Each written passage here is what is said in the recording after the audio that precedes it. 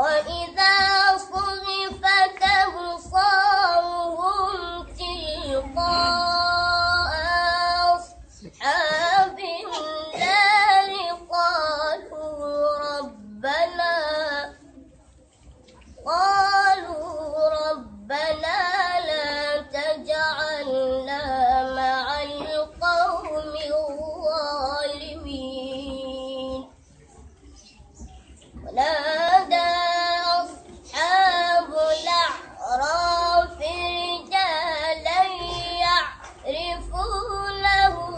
بسيماهم قالوا ما أغنى عنكم جمعكم وما كنتم تستكبرون أهؤلاء الذين أقسمتم لا